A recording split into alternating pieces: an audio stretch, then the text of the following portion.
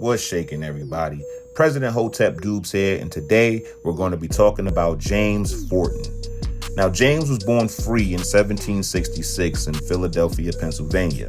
His parents, also born free, were sailmakers, so naturally James had a knack for boats and sailing in general.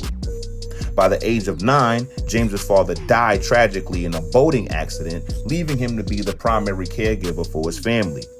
He left the Quaker school that he attended and got right to work. James apprenticed for a man by the name of Robert Bridges, who owned a sail loft, which is essentially a large warehouse kitted to be able to build sails.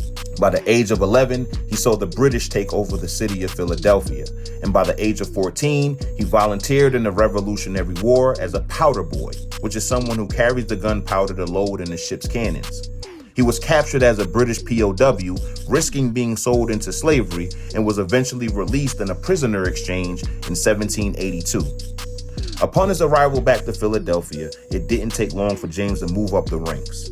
He became foreman, supervising at least 36 employees, half of which were white and black, and when Bridges retired in 1798, James bought the business for himself.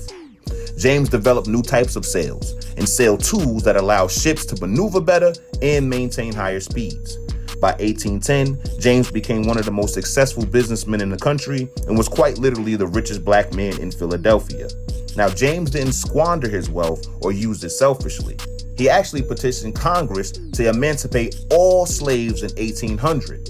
In 1817, he denounced the American Colonization Society's plan to send free black Americans back to Africa and reaffirm their right to live free in America. James was also an outspoken critic of Pennsylvania's Gradual Emancipation Act of 1780, citing that it was just taking too long. He also leveraged his name and his wealth to help fund the abolitionist movement by funding one of their newspapers called The Liberator.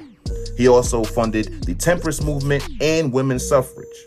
Not only that, he helped fund the Mother Bethel AME Church and was vice president of the American Anti-Slavery Society.